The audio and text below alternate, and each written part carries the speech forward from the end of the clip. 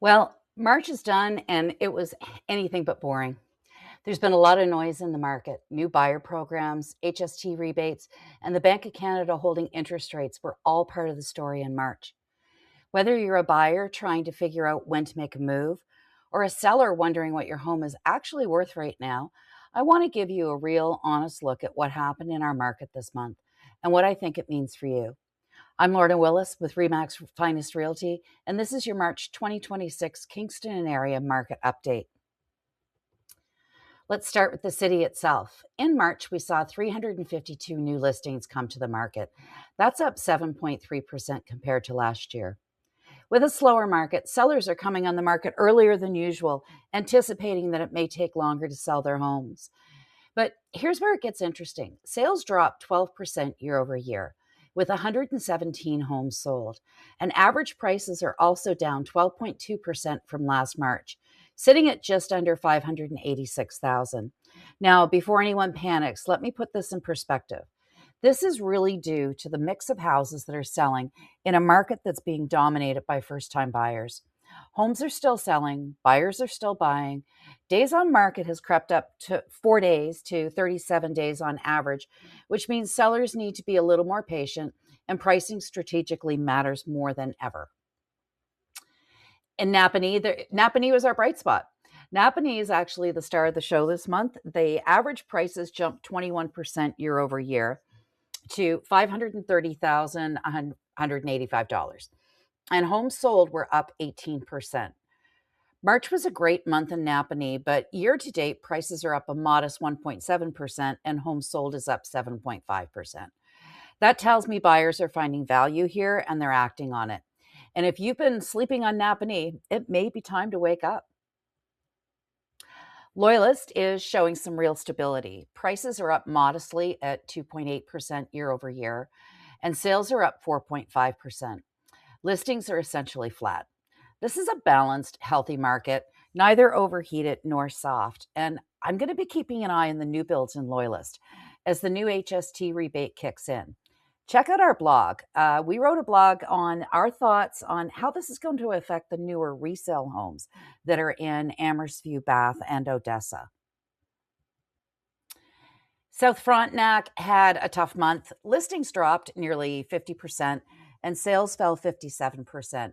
And average prices declined 40% year over year. I want to be careful here because smaller markets can swing dramatically with just a few transactions. That said, rural and recreational properties are clearly feeling the uncertainty in the broader economy. We're watching South Frontenac right now as the traditional cottage buying market starts to ramp up. There were only 5 sales in Stone Mills this month, which makes it hard to draw big conclusions. It's important to note that 2 of the 5 sales were vacant land, one at $250,000 and one at $260,000. So this really skews the averages. I wouldn't be panicked about that average price dropping 10.8% in the month.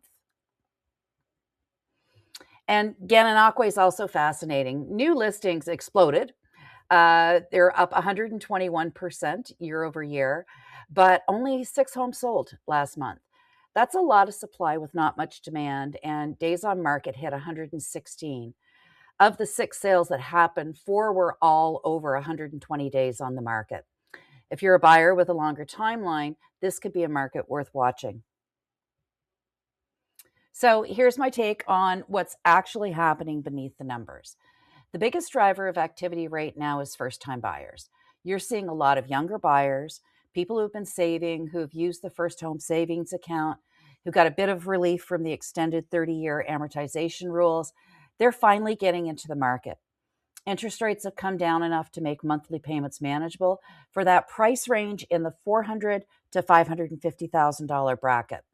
The challenge: move-up buyers are kind of stuck right now. If you already own a home and you need to sell before you buy, you're kind of caught in the middle of a slower market. Your home may take longer to sell, and you're nervous about committing to purchasing before you have a firm sale. That hesitation is understandable, and it's keeping some transactions from happening.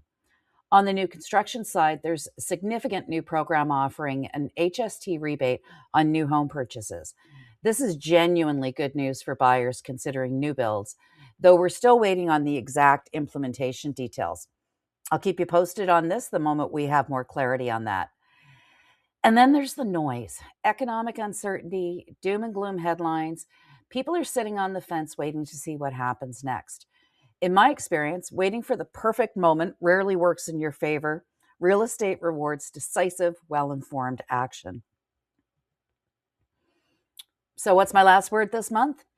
If you're a first-time buyer in the 400 to 550 range, this is actually a reasonable window. You have more choice than you did a year ago, and you've got less competition and sellers who are willing to negotiate. You won't time the absolute bottom of the market. No one does. But the conditions are more favorable than they've been in a while. If you're a seller, price it right from day one. The market is not forgiving of overpricing right now.